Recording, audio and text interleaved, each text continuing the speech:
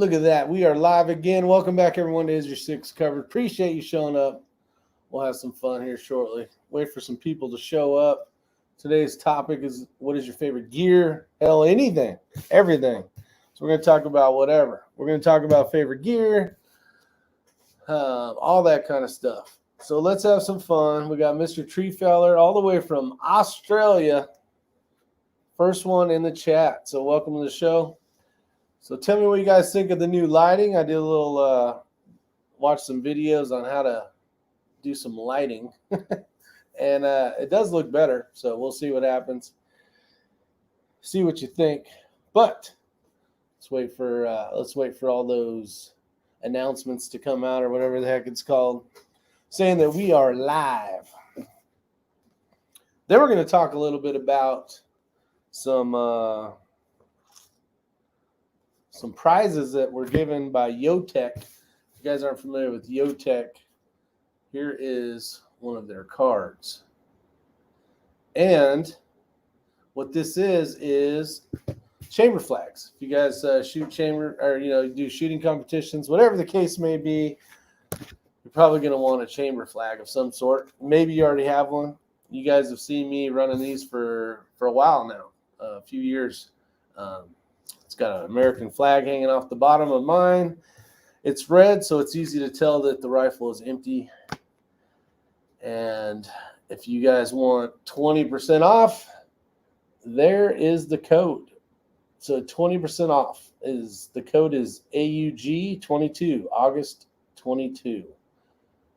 And Mr. Charlie Yao of Yowtech had sent out 5 of them for the prize table for the match coming up, the big Ivy match. So it'll be pretty cool. Yeah, mag block, chamber flags, all sorts of fun stuff. So it's going to be pretty neat. There's 2 for CZ and 3 for the 700 style chassis. So those will supposedly fit the Bagara as well, if you're running the AICS style magazine. So let's have some fun. You guys are bringing up the topics tonight along with gear. You asked the question, what's your favorite? Blah, blah, blah. And I'm going to answer it tonight. So no holds barred. Answers what it is. Until maybe I find something that's better out there, I'll tell you what my favorite is as of now. So we'll have some fun with it. So Treefeller says mag block. Yep, mag block. I'll say my favorite is Yowtech. So there's the first one. My favorite piece of equipment right now is Atlas Super Cal. Mr. Willard might be shooting the I didn't have a chance to respond to you because I was live or getting ready to go live. Mr. Willard, he might be shooting the gap grind. So that's pretty cool. Strike without warning, TMB. Awesome. All right, so let's do this. Let's have some fun. And let's just kind of see what the room has to say about chassis. What's your guys' favorite chassis so far? SoFlo Impact out there from Southern Florida. Congratulations. And also congratulations on having that baby. Voodoo. That's not a chassis, Mr. Treefeller. It is called an action. Willard likes the XLR MB Pro. My favorite is the MPAs. For centerfire, it's the BA Comp. For rimfire, it is the hybrid. So I'm a big MPA guy. Let's see. SoFlo says, thanks. Yeah, congratulations on that baby, my man. Mr. Hold Left Edge and Send It. He's an MDT ACC. It's his favorite chassis. I thought you were a big foundation guy there, Mr. Hold Left Edge and Send It. I could be wrong though. SoFlo says the MDT ACC. So we got some MDT guys out there. GC Fireman, what's going on? Shooting my first match with an MPA BA. Awesome. Center fire or rim fire? Can't go wrong either way. They're great. There it is. Playing the wrong way. That is the BA Comp, and that is the Matrix. Right now, it doesn't have anything in it because I'm about ready to cut that thing in half Not because I don't like it, because I want to cut it in half in the back and get all that weight out of it. Rimfire, gotcha. Okay. I did have a couple for a while. Long story behind me going back to an ACC. Gotcha. Yeah, the friend of ours, I won't name any names, he just picked up the newest and latest, greatest, Manners, and he's actually transforming everything back to an MPA, kind of a BA comp. He's getting rid of that kind of stuff. So Willard's got the Matrix Pro coming, so that's pretty cool. Hopefully that shows up pretty soon for you, my man. I know you're seeing a lot more of the Matrixes out there, especially in, well, Centerfire for sure, but you're seeing a lot of them too in Rimfire. And they're an amazing chassis. I just wish for the Rimfire version we could get the ass a little lighter. Then I know they already cut some weight out of it, but 24 weeks on the Matrix Pro. All right, so Centerfire. Let's do this. Your favorite Centerfire action. Centerfire action. Mine is going to be a Curtis Axiom, and that's actually what I always point the wrong way. That blue one is right up there. That is it's been an amazing rifle. It was built by Desert Precision Gunworks, but it's just been, it's a 60-degree throw. Love it. And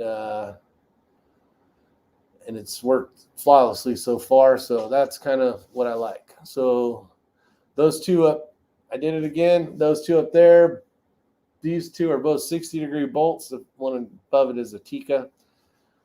Let's see, we got hold left edge. He likes some bighorn actions. Yeah, I've heard great things about, and also the impacts. I've never had a chance to shoot. It's called Bat. I haven't had a chance to shoot one of those actions. Defiance all the way. Two Lug Nation. There you go. Those are great. Those are great. There's a lot. So far, we don't even have two of one yet. So that's pretty cool. So your favorite 22 action, Henry Arms, mini garden rifle, lever action. There you go, Drew. Bringing it home for the win, buddy.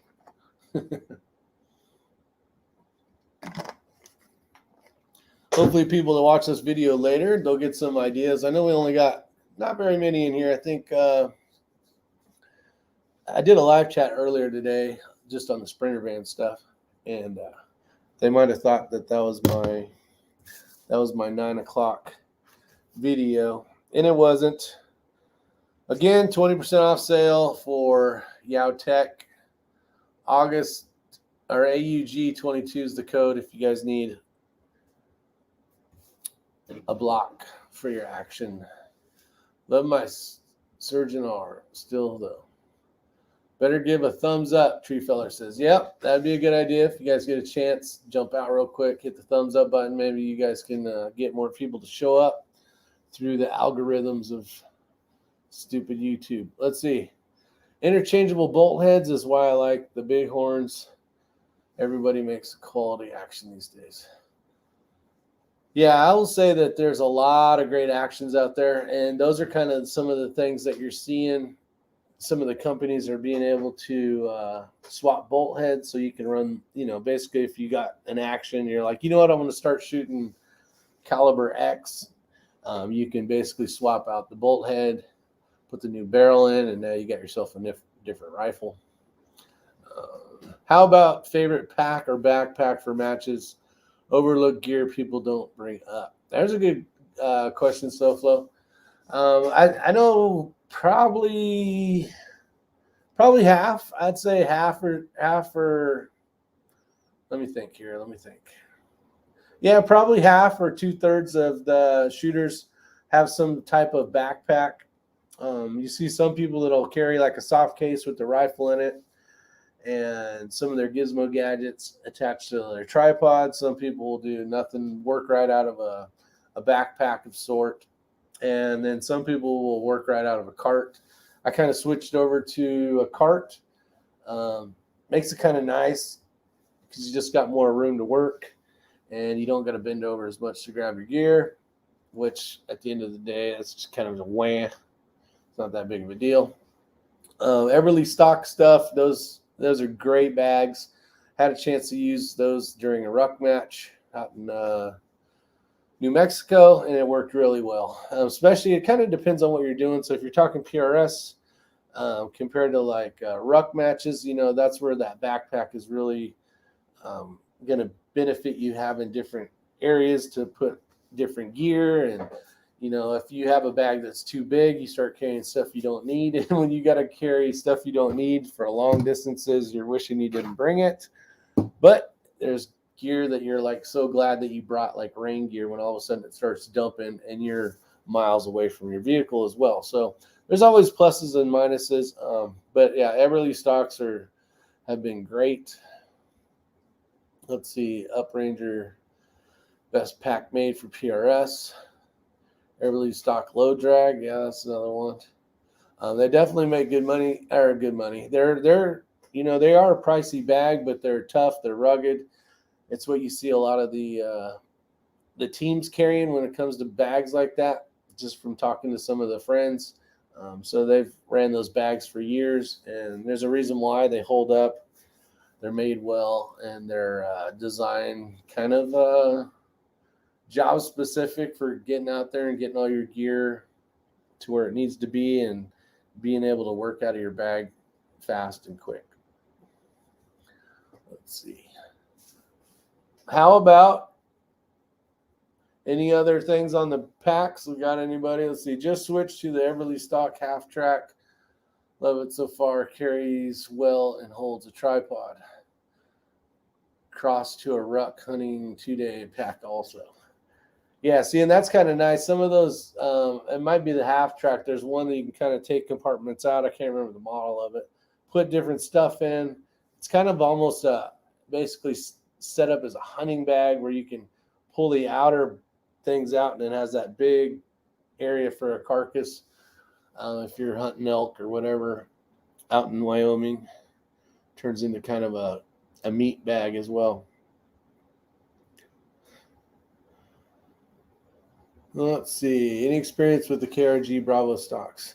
Buddy D, no. I've seen a lot of people run them, but I have not made that one of my stocks that I'm shooting. But I do see them out there a lot.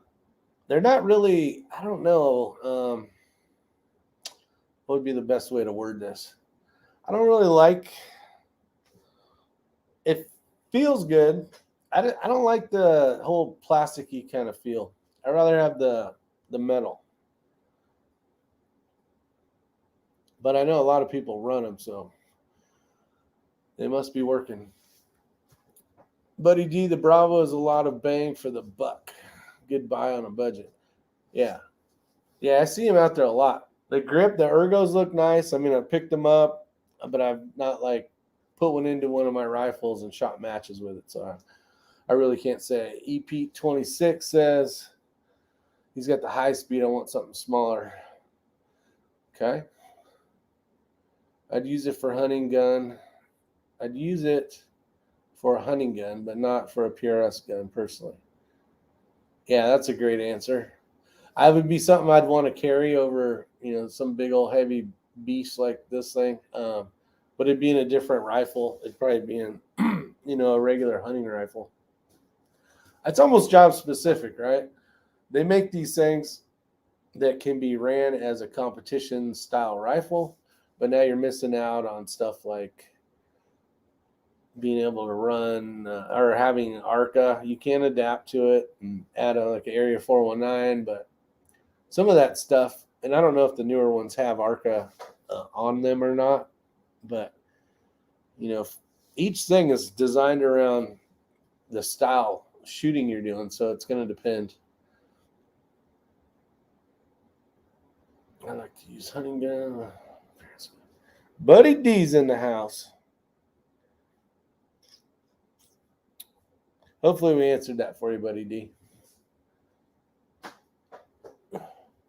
Let's see. Good stock, but for PRS, I would add a Vision chassis forend, which gives a full ARCA M-Lock forend, and Killer 22 for a budget. Yeah, some of the things, depending on the rifles that you're shooting, whether it's like a Tikka or a CZ, some of your chassis options get a little limited if you're looking for a certain one and they don't make it for that. But it seems like a lot of the companies are finally figuring out how crazy rimfire is getting. So, like if you're shooting a CZ platform, you can find some really nice stocks for it. They are pricey though. They are pricey. Hey Willard, what is the new MV the Matrix Pro running now? Since you just ordered one. Funding a stock for a long action caliber Tika is a pain in the arse.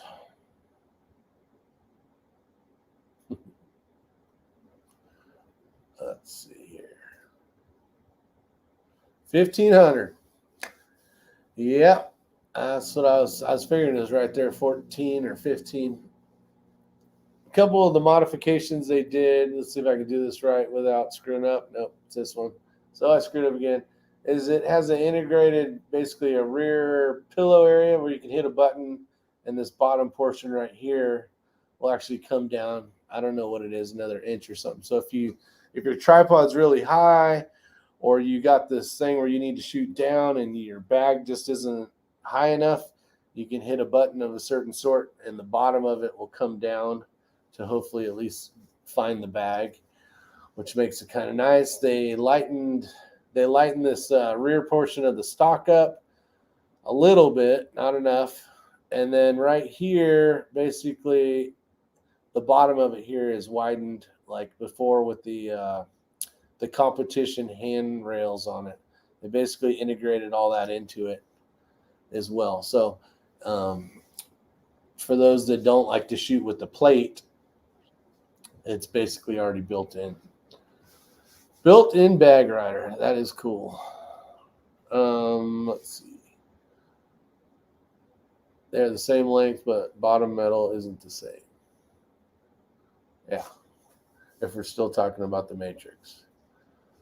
I will say I do like the grip a lot on the Matrix, but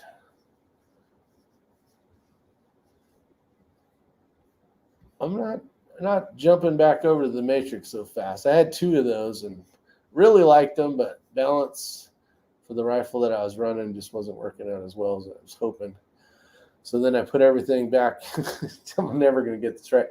I put everything back into the BA comp and hybrid style just to keep it consistent. And the name of the game for me, and some of you guys may disagree or whatever, I try to run everything exactly the same. So that rifle, geez, I'm never going to get this right. That rifle right there in blue, that's the 6x36 Gen 3.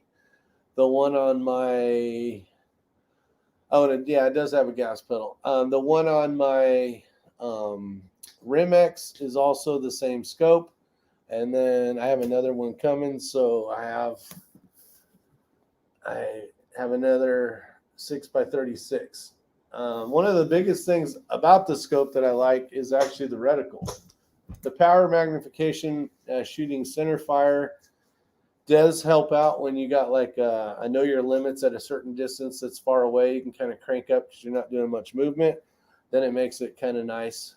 But for the most part, I'm pretty much powered down quite a bit so I can see and find the targets faster than trying to search around. So I just back off the magnification, makes it a little bit easier. But the biggest benefit to, in my opinion, the Gen 3 is the reticle. The 7D basically has 2 tenths going down, and that helps a lot when you're doing holdovers. Instead of trying to guess, 3 tenths or 7 tenths, you basically can put, you can just put the line on it or in between it, and you know where you're at. So it makes it a little bit faster and a little more detailed, and they're having the extra 2 tenths. So that's my biggest reason. But I'm running the same spur mount. I'm running the same LRA Send It and the same dope card holder called Hawk Hills. The same cheek piece. Everything's the same. Same grip, same everything. So with all 3 of those rifles, I'm basically just pretending that I'm shooting. I'm just, how I do it in my brain is I just say it's just another 22 match, even if I'm shooting center fire, and that helps me to just feel more comfortable, I guess. Now that you have had time, on both vertical grips versus angle grips, which do you feel better with? Versus which look do you like better? Honestly, look, I don't really care. Basically for precision rifle, they're all basically vertical, and then when it comes to like 3-gun stuff like that, and I'm running a normal angled AR style grip, so depending on what I'm doing is what I'm shooting. But yeah, for precision rifle stuff, it's all vertical grips, which it takes a minute to convert over if you've never shot a vertical grip before. And having your thumb on the one side, it takes some practice. But after you do it long enough, it just comes second nature, so it's not awkward anymore. But it is awkward right in the beginning. So that's my answer to that. As far as looks, yeah, it doesn't matter. If it's an AR, an angle grip does look better. And I wouldn't shoot an AR the other way with my thumb not around it, because that's not how you shoot an AR, basically. So it's just transferring over to a different style of shooting, per se. I should have bought more of your gear. Let's see. You keep your rig supply with packages of Tim? No, I don't want any more of that stuff. The tree feller keeps trying to send me that Vegemite crap, and I'm telling him just to leave it at home. Mr. Vito, what's going on? Brian Duchesne, you're not late. We have both now. The new Matrix Pro is better balanced. The adjustable bag rider is going to be a real benefit. Shooting prone and using a tack table. I can see it definitely helping out. Let's see. I offered to send a box of Vegemite. He's not quite so politely said. Yeah, exactly. I'm still waiting for the drag race between Rick's Sprinter Van and X-Ring in the Red Baron. The Red Baron. I just ordered the vertical Penguin model. Kind of nervous to convert over to it. Not a huge deal if I don't like it. I think you'll like it, Drew. If we're talking about, I don't know what the vertical Penguin is. I'm assuming it's a grip. It's just a matter of getting used to it. There is benefits, kind of, for running your thumb on the outside for a bolt gun, just because you don't have to do it as you're, cycling the bolt. But are you really saving time? Hell, I don't know, maybe thousandths of seconds, probably. Let's see. Favorite 22 rimfire ammo. Let's do that one. Let's see what you guys have to say on this one.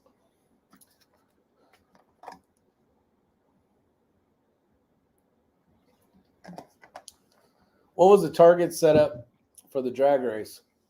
Shot at the Sweaty Yeti. Basically, it was 2 of the same identical courses of fire. You needed to shoot from, when I say far to near, I'm saying third target, second target, first target, then fourth target being the farthest. So you went from, I think it was 90 yards or something like that, 75 or something like that, to 50 or 55, something like that, and then out to 100. And then after we went to the final rounds, we actually added the 300. So it was basically the same. You worked your way in, then you shot 1 at the horseshoe and 1 at the one. I don't remember what it was. I think it was a square at 300 yards. Whatever is in quantity, lot, and rifle loves. A great answer, SoFlo. Let's see. Let's see.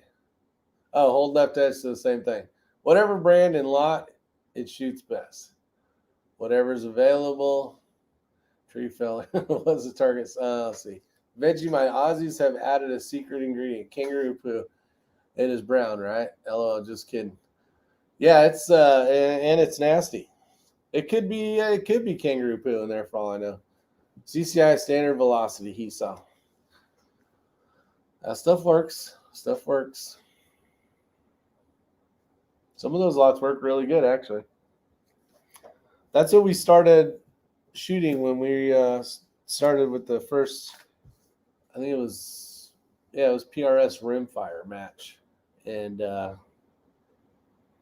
we quickly learned that it shot well till you got out past 150-ish, 175, 200. And then it really started to show its weaknesses. Favorite muzzle device? None. 22. Yes. Brake or suppressed? Brake. So right. Let's see if I can do this right. Dun, dun, dun, dun, dun. Right there. Damn it, I did it wrong again. Right there. Yeah, that's the Fat Bastard 3, I think is what it's called. It's been a good brake. I like that one. I had a Douglas on there for a while. I think it was a Harold's brake, and changed it out to that one. I have not run a tuner on a centerfire rifle as of yet. Act brake from Impact Precision. I've got Ely Match ATM, but I'm still to lot brand testing the new video. Gotcha. Yeah, I've been having pretty good luck with the Ely Match. At least that lot of ammo that I got. Depends on the match. Brake for PRS, suppress for everything else. Yeah, kind of what X-Ring's saying, like when the ruck match kind of stuff or the team match stuff. It is nice to be able to communicate with your partner and not have to run, and you're not sitting in the same like kind of PRS area where you're sitting there listening to boom, boom, boom all day long. Kind of makes it nice having suppressed.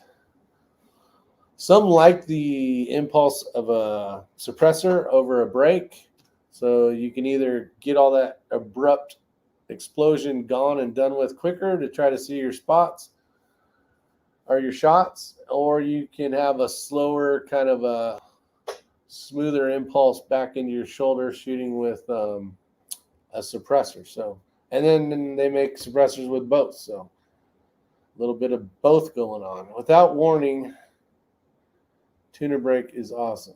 Oh yeah. Yeah, X-Ring had a chance, or he has one on one of his rifles, and the thing is amazing. Thinking about a tuner now. Find an ammo with the low SD, then tune it for that load. There you go, Tree Fella. I think that's kind of the best route to go right now, especially if you're having issues trying to find ammo or you're making ammo. You can kind of tweak with that a little bit and even tighten up the group. You still got to have a rifle that shoots worth a crap. And you got to have, if we're talking 22 stuff, you still got to have a lot of ammo that is still low SDs, or you really can't fix that kind of stuff with a tuner. Wish the ATF would hurry up and turn loose my Ultra 9. Yeah, I got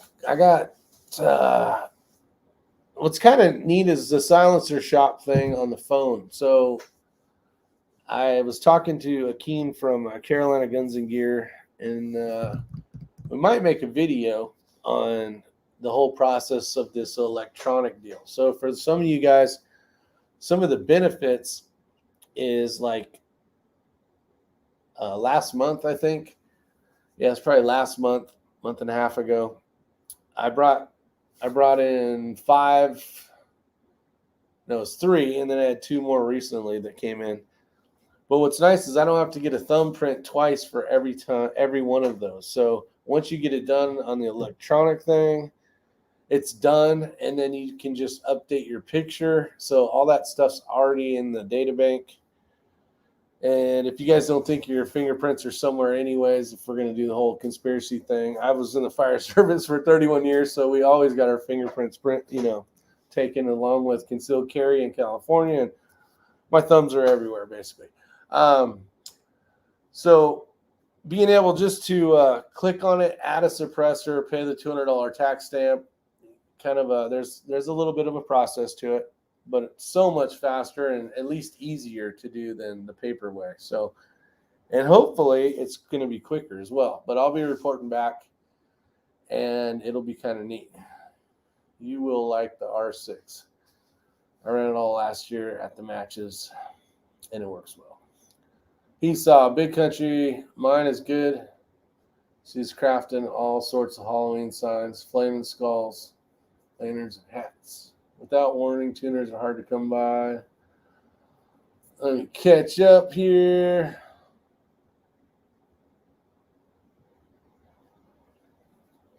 You will be just about a Surefire Pro comp break for 308. Anyone ever have one of those?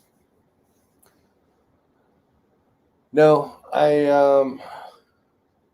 don't have them here. Darn it, they're upstairs. There's one right here. But basically, if you undo that suppressor off that is an Ultra 7 by Thunder Beast, and then it's got basically the thread / brake. You can put the can over it.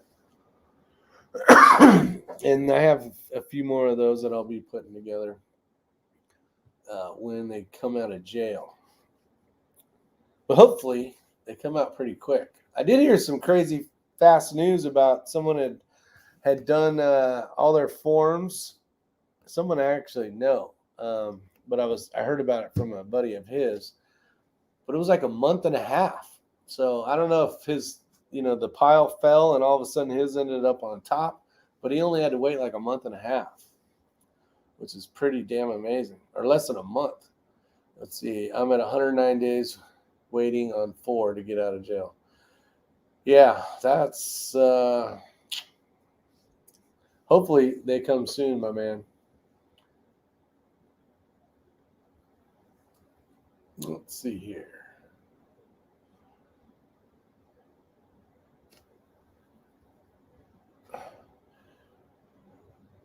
Let's do next topic. Next topic for best favorite gear. Let's do bags. What pump pillows and what are you guys running? What are you guys running? Hanging out Rick too much. Yeah. Let's see. Does he have carpet burn on his knees? What are you talking about, Mr. Tree Feller? Cool X-Ring. Let's see. Wee Bad Tater Tot. All right. Charles Tiffy likes the old tater tot. I do like the tater tot for certain things. The one I have has a rubber interior, and it seems to stick better on tank traps on the sides if you have to run the sides. Big Country says the Schmedium.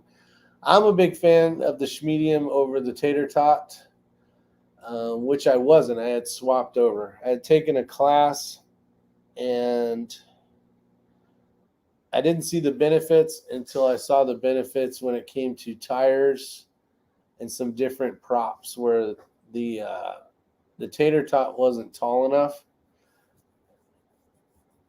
So I basically kind of transferred it back to a Schmedium. I like the Sandstock gear. Those are actually nice. They're lightweight, good bags. Let's see here. All right. How about bipods? I know there's a huge amount of different bipods out there, from the Harris, the Atlas, the Skypods, the Magpul. I mean, just a bazillion different ones out there. Caldwell's, Flat and Pillow. Oh, for his bags. Yeah, Skypod, Crypod. Really like those. I have two. They were super expensive.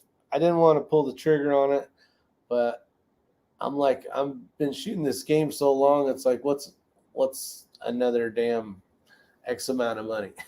You know what I mean? You get to the point where you're all, I'll just get rid of one of these pistols and I'll get me a couple bipods. So I ended up going with the PRS one. The PRS style SkyPod is shorter than the standard, and then I got a double pull. So I kind of have, and they make a triple pull as well. But so depending on the barricades or how crazy you need to get, and you may see where you want a taller tripod on certain stages. There's one in particular I'm thinking of where if you have a double, it's going to be definitely beneficial. Let's see, Gray Ops plate with the flat bag. Yeah, the Gray Ops plate, I went from an Area 419, which is a pretty massive plate, to a Gray Ops plate, which was smaller, but in some instances worked better. In quite a few instances, it worked better. One of the biggest things was the way the bags attached to it seemed to work much better than the other. So I like the Gray Ops Pro plate, and I like the bag that Armageddon makes. It's about the same size as the bag, and it's got 4 metal buckles, one in each corner. You can crank them down. That works really good for thin barricade kind of stuff, or if you're running a stage that you need to be quick on, a lot of positions, and you only got 90 seconds, or you don't got to mess with the bag. I think your stability is better with a schmedium or even a tater tot, because it's more, you know, your plate's getting into the bag a little bit better. But if you're looking for speed or because of a lot of movements and you don't have time to mess with the bag, put it down, shoot, then move the bag, 10 times or 12 times, it makes it where you're saving a little bit of time, so you're having to rush a little less. See, Crypod and Thunder Beast for all matches. The Atlas is beginning to bug me. Can't to have the correct resistance. Yeah, that knob on the Atlas can be a pain. I noticed mine worked pretty good compared to some. It was like you couldn't tighten them down enough, or as soon as you canted it a little bit, it would go to like really loose, which is super annoying, especially if you're having to shoot like that on the clock, and now it's, you're trying to fight it from going, just sitting there doing this crap. That is quite annoying. Let's see. Next time you go to the Caribbean, narrate your tour in English. Let's see. That is one gripe with the Atlas is the can't getting loose easy. Haven't gotten where I make sure I tighten it between stages. Yeah, let's see. That's true. That's what we just talked about. That's the standard SkyPod for ranges. We're shooting uphill. Atlas for flat ranges. Yeah, MXJ23. I agree with the flat range stuff. I will say that if you can get the cant to be tight enough and your level, I think you can print better groups. We said it before. I've seen it. I've shot it, and I think you can print a better group with an Atlas than you can over a SkyPod.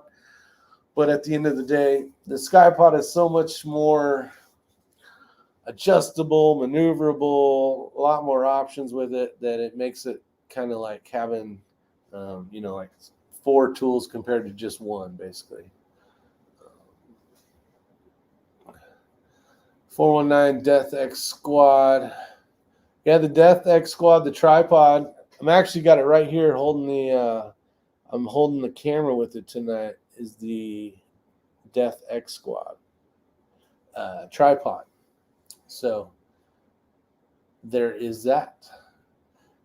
Let's see. Great 2 also ordered Accuracy Solutions telescopic extension unit to mount further out the bipod and the V2 magneto speed induction reader.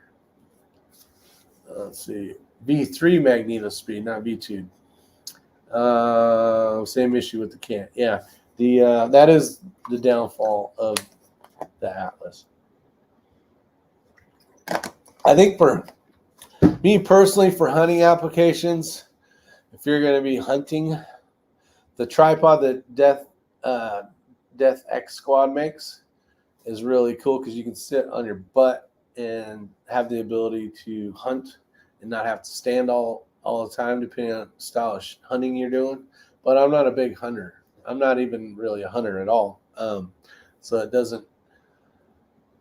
That's where I think the best benefit of that comes in. Boom, boom, boom. All right, best scope mounts are your favorite scope mounts, not best, your favorite. Whatever happened to Plus 5's tripod? I think it was him. No, it was Plus 5. Yeah, Plus 5's a good dude. His name's Reagan. Really cool guy. I don't know how. Yeah, it's on right now. This camera's on it. I have to get out of here. Have a good night, Vito. Spur for the win. Spur for the win. I actually got to order one more spur so that everything's consistent. I have another spur, but it's not what I want.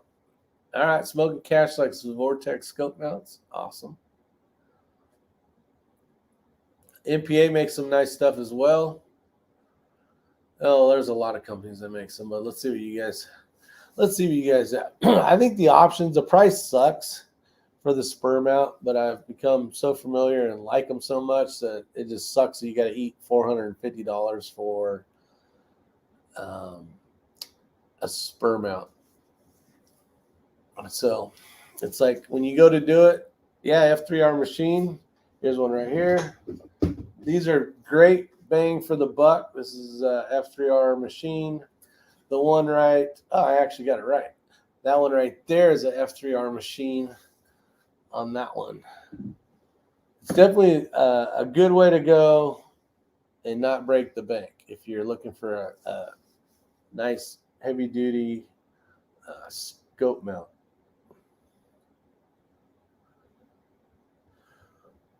Inexpensive, never had an issue. Yeah, no, that's good. That's the thing, especially depending on, you obviously don't want your scope to lose zero or get loose or break or snap. All of them can break. You know, the spurs, Ray unfortunately had a couple that had broken, but anything can break. All of a sudden they made a piece of metal. It wasn't to specifications or whatever the case is, and it snaps when it shouldn't have. So any company has issues, but yeah, they've always been really good. I've been very lucky with mine, and they've been on airplanes bouncing around all over the place. And when you get to the range, you just confirm your zeros. But I've been lucky so far. I thought it was better to use a one-piece scope mount instead of a two-piece. There's some benefits to the two-piece. They're lighter. So if you're going to be, maybe you've got a hunting rifle and you want to keep the weight down, or if you're shooting an NRL hunters match and you gotta shed weight, there's a reason to have that.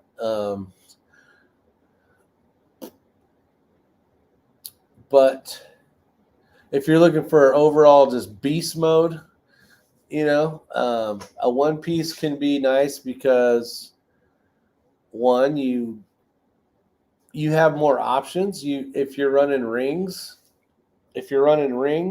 kind of whatever your base is what your base is. If you're running, and I know some of them are adjustable. I know the Burris has some that you can get all crazy with by turning them and all that crap. I really don't like stuff like that because one, there's just too many moving parts per se to get it right. So you have a chance of screwing it up. It can fix a scope that's out of whack, but I'd rather just not have a scope that's out of whack. And then, but I think like a spur mount or the F3R machine where they're nice, big, heavy duty, You have some more options, like you have a lot more surface area per se on some, and I'm just grabbing this because it's here, where you're really clamping into that base rail more than, maybe a little bit on some more cheaper ring style stuff. So you have the ability to you got more screws that are holding stuff, which can be a benefit. I mean, this is an F3R machine. You got 6 just on one cover, and then you got 6 on the base there. So, and it kind of depends on what you're putting it on and what you're trying to do with it. Like I said, hunting, you probably wouldn't want this thing. It's a beast. It's heavy. If you're going to run something on a PRS. And then options, like F3R machine has a couple options when it comes to the MOA, where spur mount, if you're looking for something crazy, like all my rimfire stuff's 50 MOA. So I'm running a 30 base and a 20 built into the scope mount on the spur. So that gives me a total of 50 basically. So kind of depends on what your preferences are and height of how high or tall you like them. So spur's really good about being able to have different heights. And then you got all the different, depending on what your tube thickness is, like most of everything that I run is 34 millimeter, but you got different companies out there running 35, 36s, 30s, on it, all sorts of different stuff. So kind of depends on what you're trying to do. It's nice to be able to attach data cards, Wilcox. Yeah, and that's some of the things that you don't have the availability of is, like this one has the ability to put a Picatinny rail up here. So you can add dope card, you can add your LRA send it. Spur mount makes an actual thing for LRA, which comes up 90 degrees so it doesn't stick out. So when you put it in your bag, you don't have to worry about it snapping off. There's right here, there's bridge covers if you're going to run some type of Wilcox Raptors, stuff like that, where you need a more area to put crap. Then that's where you get a lot of the options. Let's see. How do the one piece return to 0 if removed and put back on? X-Ring answered that pretty dang close, if not perfect. Never been a big fan of the throw lever ones where you can take it off. I mean, there's some benefits to it where you can, if you're kind of a one scope guy and you're you're shooting different rifles a lot, you can, basically unhook it, take it off, and then put it on your next rifle, click it back on, and then re-zero and you're good. But never been a big fan of those. I would rather just have something that's got, torques. You just tighten the torques and it's on there. You don't have to worry about it.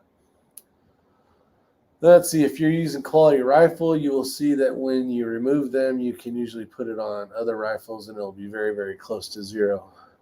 Yeah, if the rifle's good, a good quality rifle, doesn't have some crazy barrel that looks like a bow and arrow, or looks like a bow, should be pretty darn close.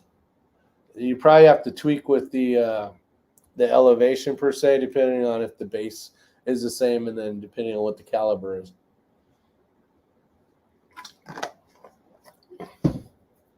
But the left to right should be pretty darn close.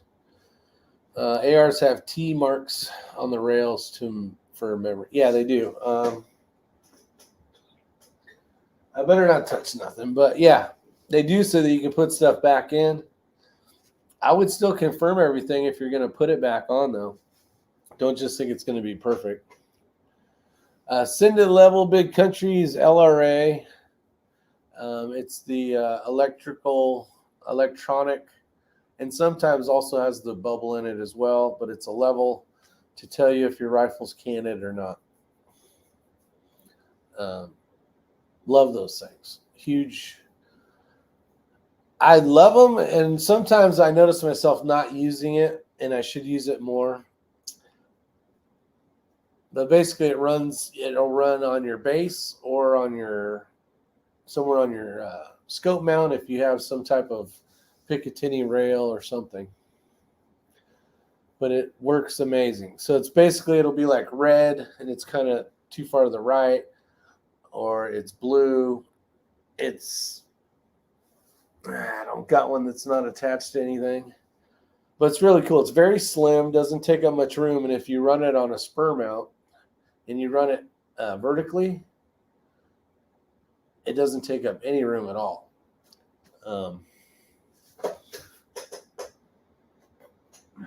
I can grab a picture of it. Just search LRA send it. Can't you tell if the level by the reticle? That's if your reticle, no, honestly you can't. When you're like laying on the side of a hill, your brain's telling you that you're level, and then you look down at your chassis bubble or your LRA. That's another thing too. A lot of these different stock, or basically like the Matrix, the BA Comp, these have built in on the actual chassis, they have little levels, bubble levels that'll help you. But when you take your scope, reticle, your LRA send it, and all this stuff, and you're confirming everything with the level, or like a smartphone bubble, and then you're running a plumb bob and you're making sure your reticle's perfect. Those are all little things. If you're off just by a degree or two, when you shoot out to 1,000 yards, it's going to be a miss. So you want to try to be as close to perfect as possible, so that all those things are not adding up. You not doing the perfect pull, your reticle is not perfect, and you're canted to one side, and now you're just magnifying everything and making it where you're almost guaranteeing yourself you're not going to hit. Let's see. All of my scopes have a permanent bubble on them that is put in lighting the reticle. Then when I pull them, I never have to worry. Yeah. Let's see. Oh, we got Back Solutions Company. Spur, F3R, or MPA, V22, or 360. My answer is spur. It depends how much money you got. Spur mount. If you're talking MPA chassis, yes. If you're talking MPA scope rings, I already would prefer the spur, and then the V22 over the 360 for sure, 100%. And if you can get the Gen 1, if you can get the Gen 1 V22, even better. And I'm being serious. I never remember to look down at my MPA level. I am bad at that big country as well. If I miss a shot for a longer shot and I miss, then I look down. I'm trying to train my brain, which I don't even know if it's possible, to know what a real level is. I don't think I can comprehend what real level is when you're on weird things, but it is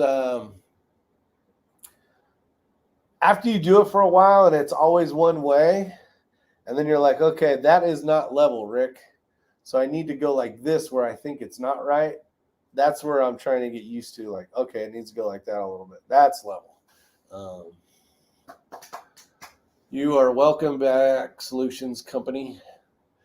Don't forget, hashtag still a dick on checkout will give you, I think it's 5 or 10% off at xrenecustoms.com. Don't be selling all the LRAs. I need MV3. Okay, if you never heard of LRA, let me give you this before you go ordering something you don't even know what you need. Let me grab them, and then it'll make more sense. You just gotta wait a second.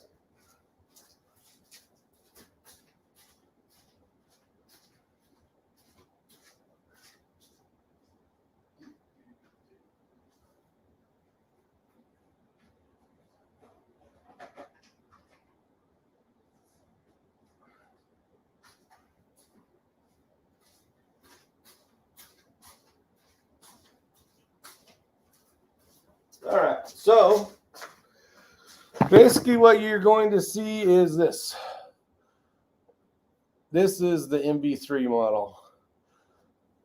So what you're looking for is when you're at perfect level, you get a green light. It doesn't matter if you're this way, vertical or horizontal like this.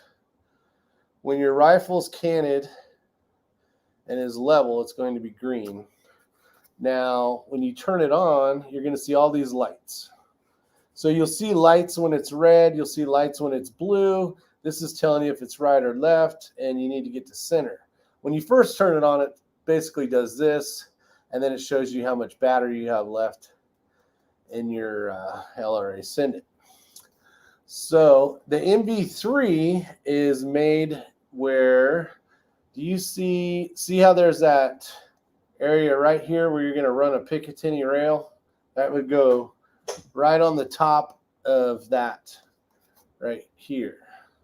So it would be sticking out like, well, it'd be sticking out like this, but on the other side. This would be clamped onto there. So you can run it this way. Now with the MB3, spur mount makes it, and you can also do this other ways, but it makes it so that it's on the side of your rifle like this. And basically, I'm showing you as what a left-handed person would look like. But it's sideways, so it doesn't take up any room. It's not sitting out. So when you go to throw this in your bag, you have to unhook it. It's mounted on the side. Problem is, you got to have a spur mount. And then you got to spend $60 for a tiny little piece of 90-degree spur that attaches in. One of the cool things about spur is when they have stuff that mounts in, it is like perfect because it only can fit perfect. So that's the bonus to that. The MB1, is it an MB1? This was the original style. It doesn't come off. This part doesn't come off on the MB1 version, only on the MB3 version. So if you want to take this off and maybe put it on a spur, then you need to do that. If you're not going to buy a spur mount, just get the MB1 because you can run a 90-degree Picatinny off the side of your scope if you have a spot available for it. Then you can run it vertical and not have to worry about it. Being tactical ain't cheap. Matt Cross is correct. Ditching you to go to the range. He go. I don't blame you. I'd go to the range too if it wasn't dark. Let's see. But these things are really nice. Are they a must-have?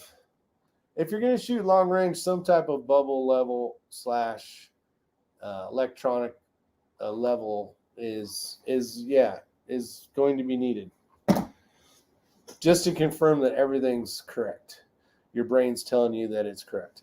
Favorite data holder and or mount. That's going to be Hawk Hills. Oh, there you go. Hawk Hills Custom. What's nice about the Hawk Hills Custom, I got one here. And it's upstairs. It is it clamps down to a Picatinny as well. So you gotta have room for a Picatinny somewhere. But you can fold it so it comes out like this. You can fold it so your card's like this.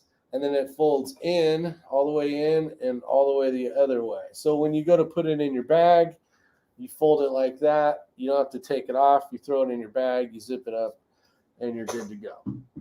And that's my favorite. I got a couple of those, and they work fantastic. Some people like using dry erase on the little white dope cards.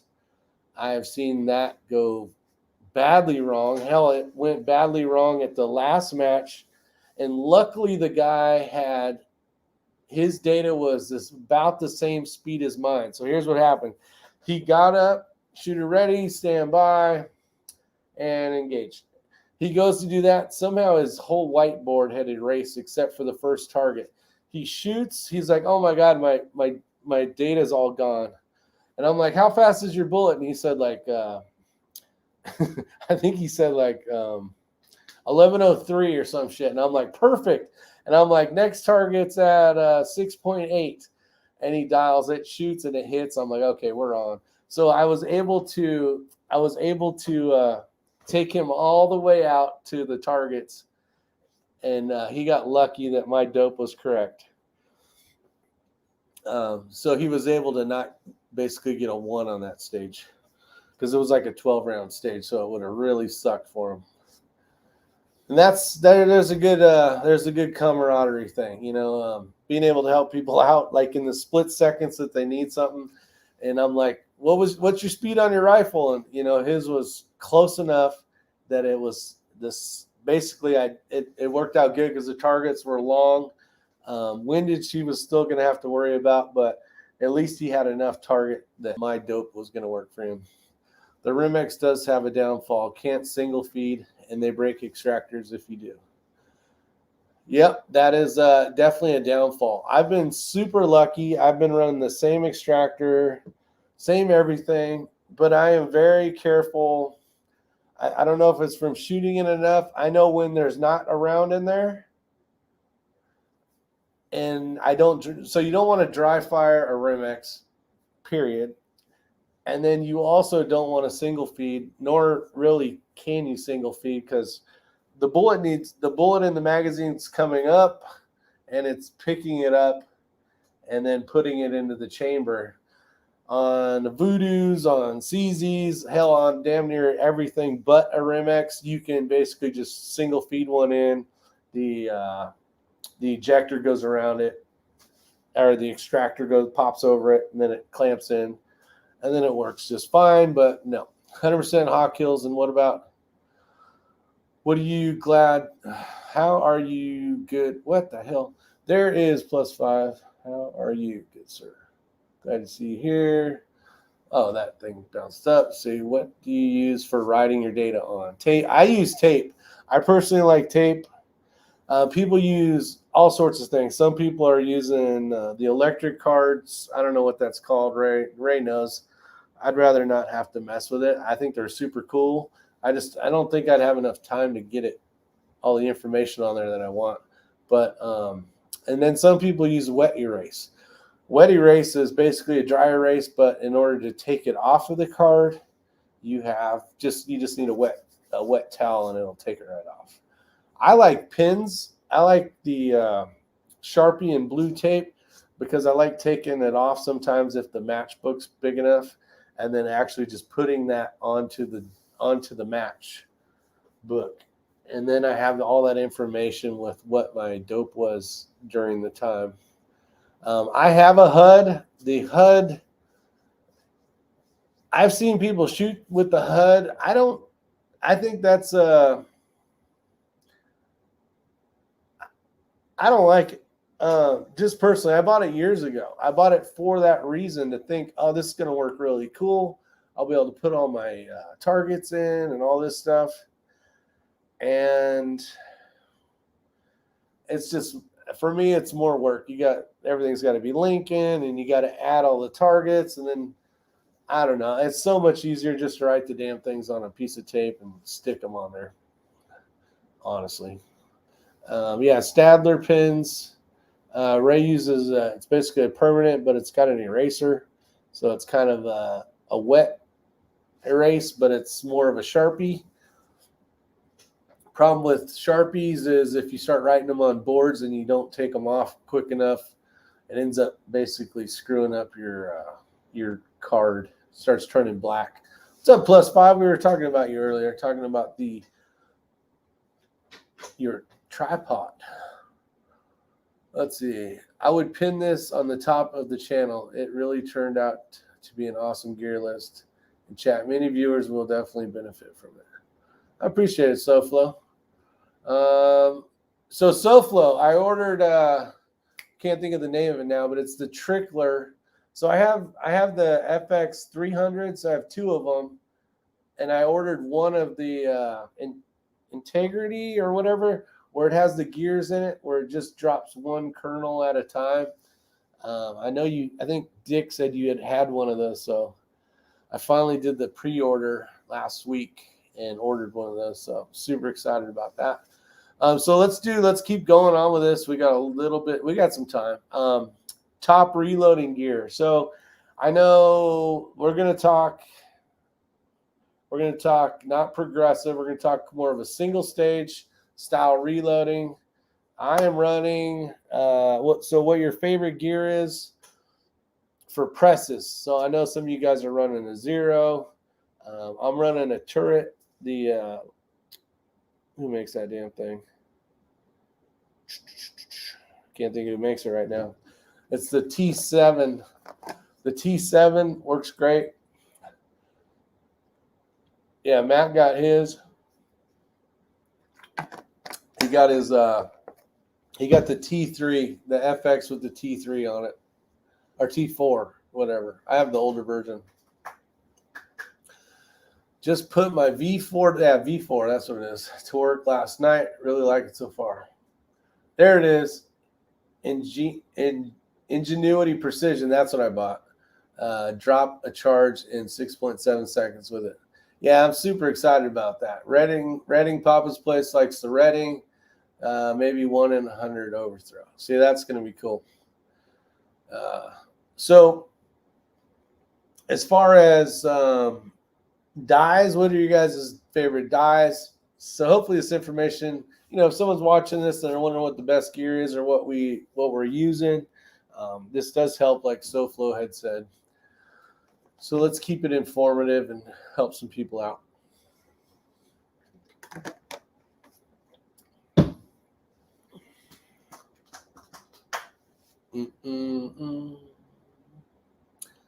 Reading competition dies. Smoking Cash says, nice. Is Ray still running the Area 419? He does. He has the zero. I know that. T7. Yep, there you go. Reading press. That's it. That's the one I got. Let's see, I'm old school RCBS Rock Crusher from the 70s. Hell yeah, that works, man. That works. I have the Reading version of the Rock Crusher as well. I can't listen while driving. Winning. I can listen while driving. Got it.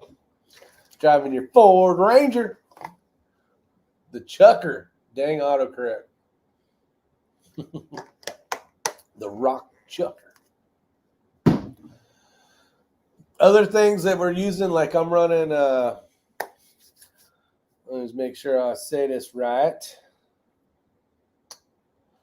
Wet tumbling. I'm a wet tumbling guy. And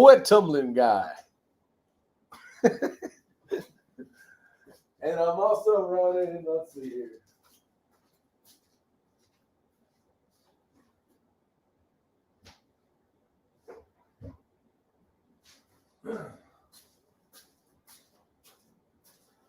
So I'm running the Frankfurt Arsenal wet tumblers, and I'm running the trimmer as well.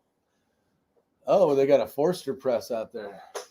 Been using the Mighty Armory dies. They work well. PRS 750 XL with Mighty Armory dies. Sack dies, depending on the cartridge. Yeah, that's right. You're running progressive. See, I have a 750 that I was going to try doing that with SoFlo, but I'm scared to try to run. We'll have to talk offline. Just kind of scared to run precision rifle stuff. Your powder dry. I need to know how your system is where you're getting your powder in your thing. That's the one thing that slows you down. Dylan 550 for everything. Awesome. My reloading mentor recommended the Rock Chucker equipment. Nothing wrong with that for sure. Other things that we're using are, I'm actually running dryers as well to dry my brass. Instead of, some people put it in the oven, which nothing wrong with that. What's up, Bad Billy 429? You just got to make sure the wife doesn't preset something thinking she's making cookies and all of a sudden your brass gets screwed up. No more wet for me, all dry. Save me so much time and same results. Yeah, so check this out. So here's what I heard from a good buddy of mine.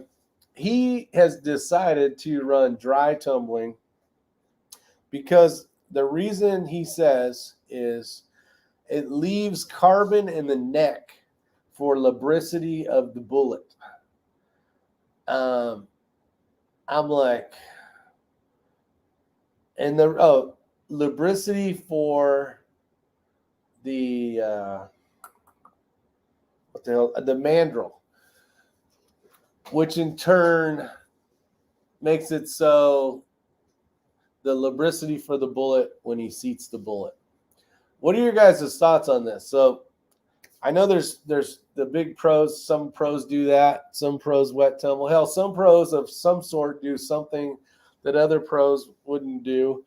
It's just fun to hear all the differences and all the conclusions, because at the end of the day, you're like, does it shoot? Is it a half-minute rifle?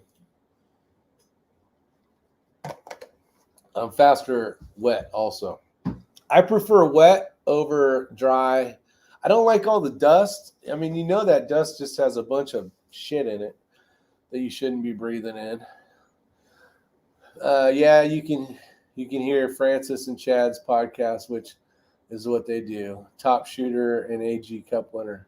Yeah, I think that's where my buddy had heard that from. I don't know. I've never thought about the lubricity of a bullet as you seat it. So, but I'm newer to this game. It's a big learning thing. Never seen shiny, super clean brass come out of a dry tumbler. I agree, Bad Billy. If you're running pins, some type of stainless steel media of some sort, and you're running, what I've noticed here, this is kind of a depending on where you live thing. If you have really hard water, you need some type of lemmy shine. If you're at least where I live, I don't like running lemmy shine because I will turn that thing on for 2 hours and I'll get out of the building, or it's in its own room, so it's not too loud. It will drive you nuts after a while, but I get some really good looking brass, and I don't run any lemmy shine because I don't like how it discolors if you leave it in too long. It gives it that like orange brass look where it's pulling out the iron or something, and it looks like crap. Anybody use pins wet tumbling? I use pins wet tumbling 10P. I think it cleans the pockets pretty good. I do, but you can almost do the whole thing without pins depending on how bad the brass is, or you can sometimes run just every other time. But I'll run it for 2 hours, walk away, go eat lunch or whatever, come back, and then you got to shake all the pins out. And I love the magnet. I have the Frankfurt Arsenal big old magnet, so it pulls all the damn pins out, and then I can put them back in the jar it goes in. But it's a pain in the ass sometimes, depending on how big of or how small of a neck you're running, depending on what ammo you're reloading. That stuff gets in there pretty good. I have 35 pounds of pins in my tumbler to slow the peening. Yeah, see, some people are worried about the necks getting peened, and I've never really noticed that. Maybe I'm not looking good enough, but at the end of the day, I don't give two shits. I mean, to be honest with you, as long as it shoots good, I don't really care. Both Francis and Chad work for Applied Ballistics. I guess they should be on to something, and my cases still look new. LOL. I only clean tumble now with primers in. Okay. Yeah, see, some people clean. So everybody kind of has their own little process. Like me personally, before they go into the wet tumbler, I'm popping all the primers. But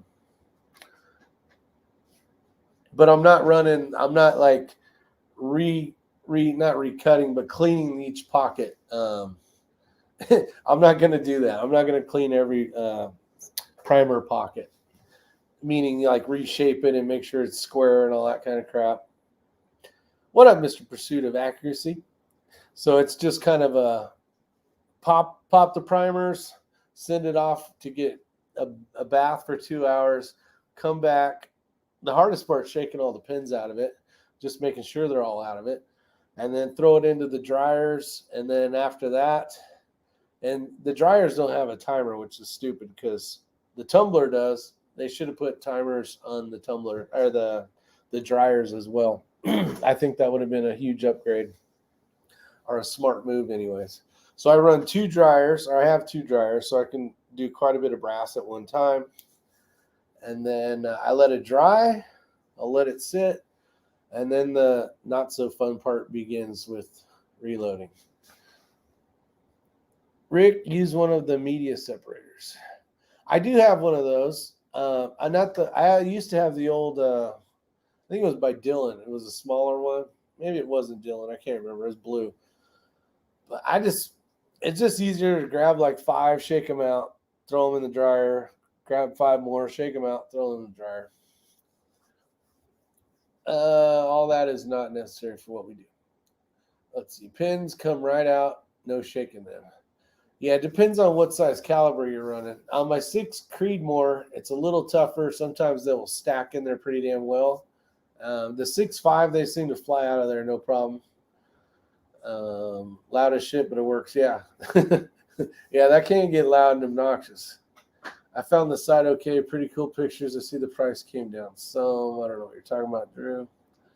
Still in the mission to learn all the ways the experienced guys have learned, all the good and bad, rather fast or waste of time stuff. But yeah, my biggest reason for wet tumbling is the brass looks good. It looks clean, but getting rid of the dust. The bow, Rick, shoot the bow. What's up, Stump Greenwood? That bow is long gone, my man. That would have been fun, though, if the old wife didn't get rid of it. He's talking about a video I did years back. It was, you know those big hammock chairs or big hammocks? I basically had turned one of those into a bow, and I was going to shoot it, and I came back. I think I was at a fire or something. I came back. Our house was being sold, or we were selling our house, and she was getting rid of all the stuff that we weren't going to take to North Carolina. This was when I was in California. I came back. I made these super long arrows, all sorts of this stuff, right? And it was going to be a big competition, and everybody had guessed how far the bow was going to go and all this crap. And I got back home, and there was no damn hammock bow. So that was a flop. So every once in a while, you'll see some old friends of mine in here saying, shoot the bow. And that's what that means. If you are getting half to 3/4 groups with single-digit SDs, then call it good. That's weird. Let's see. What is weird about those? Like the throw lever. It is flimsy in a Ziploc bag it comes in. Then you mount it and tighten the screws. Feel as solid as steel. Just strange. That's right, Stump. All right. Well, we're at 1 hour and 17 minutes, so we got a few minutes in here. What else do we talk about? So, favorite bullet. What's everybody's favorite bullet? Hornady, Barnes. What do we got? What do we got? Binos for matches. What magnification? Why? For me, normally for 12x for field view, but I have gravitated to 15s, given still a nice field of view. Leopold Santom's BX3s. I'm running the Vortex binos. Love them. The power I wish was stronger. So they're 10s, and I do agree with some of that information you're saying, SoFlo. There's times when I wish I had a hair more power to see stuff. As long as the field of view is big enough still, where you can kind of scan around and find targets. It depends on, that's my answer. So I have 10s. I have 2 of them. I have the Sig, and I have the Furies.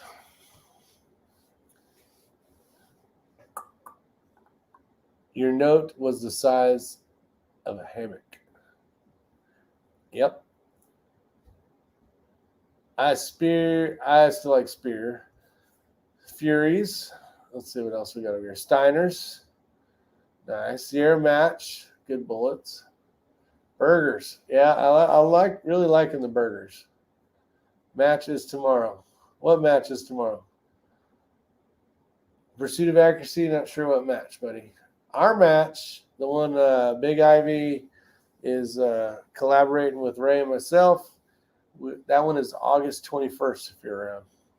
Pretty sure you're still in Oklahoma, but it is on a Sunday for those of you guys that want to come out and have a damn good time. Let's see here.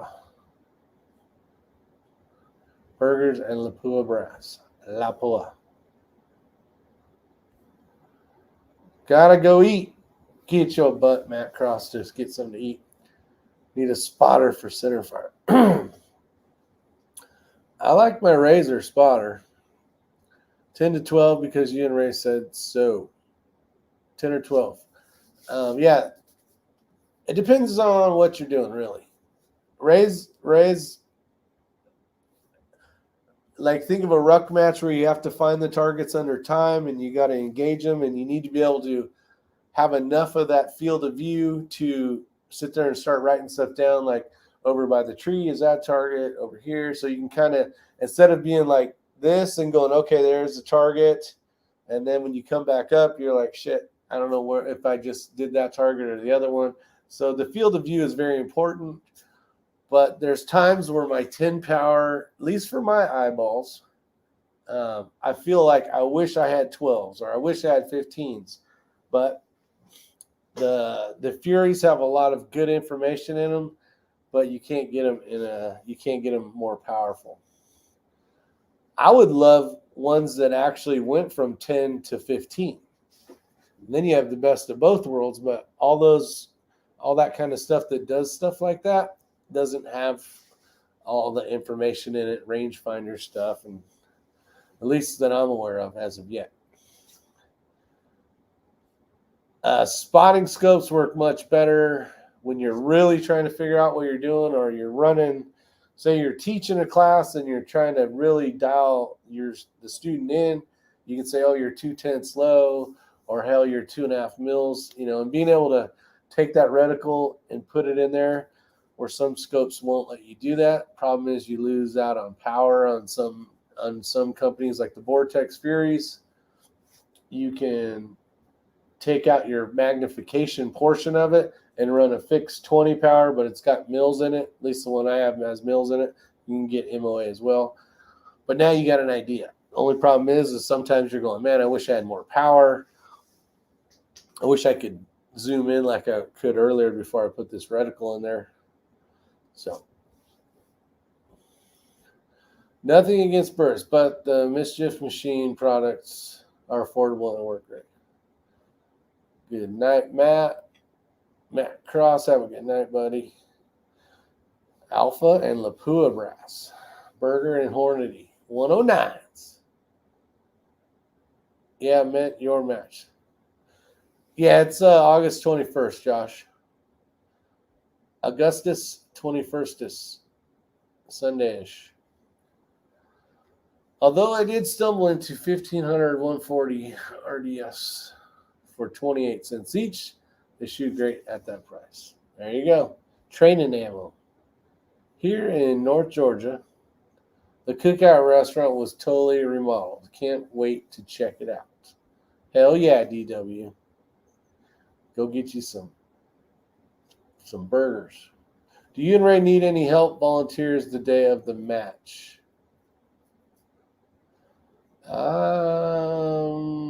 Maybe. Book at the Vortex Ranger. I heard they got tuxes for the cockroach now. Book at the Vortex Ranger. Oh, look at the Vortex Ranger 15. Yeah, the problem is it doesn't have the rangefinder, I don't think. Bullets, Vigara Hybrid, and Hornady. Is that a burger? Is that supposed to be a burger? Burgers, Sierra 107s, SMKs, and 150. Shit, SoFlo, you can't find a 115 DTAC. Ain't nobody got any DTACs. I love those bullets. But I'm a Burger fan, the 105s, though. Thanks for offering, Brian. I think we're good. Rick on squad 1, me on 2, and Matt on 3. Yeah, true. Impact, what cartridge you shoot? SoFlo. He's a 6. What is he? A GT, I think. I don't know. I'm guessing right now. He'll answer. That's going to be my guess. Oh, he might be the Gay Tiger, too. The GT. Let's see. I know a guy who has 1,000. 1,000 105s are the 115 DTACs. Big country. Mr. X-Ring, in your last video, did I hear that correctly? The 8.6 blackout is a 1 in 3. Yes, it is. I would like to hear more about that sometime, though. 1 in 8 was sharp, but that, wow. Yeah, Drew, it is a 1 in 3, and he was saying that ammo is tough to find because you got to find a bonded bullet because it's spinning so fast that if it's not bonded, it will go. And basically, Big Country's got to hook up on some DTACs.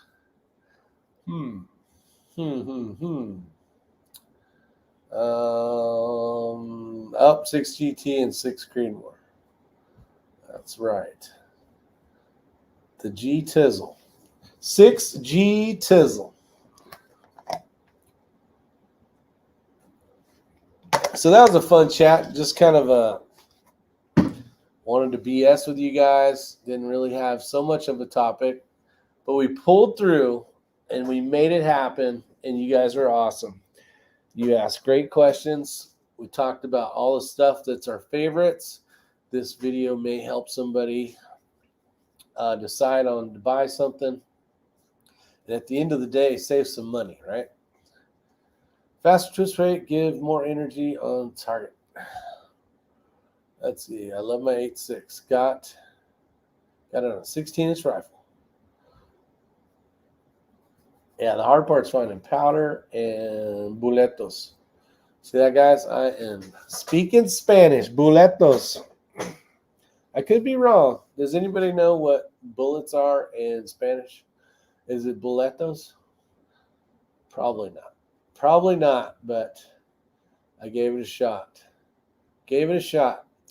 All right, if you guys had fun, if you're new to the channel, please hit the thumbs up button. I'm trying to catch up to Ray with subscribers as he's laughing his butt off right now.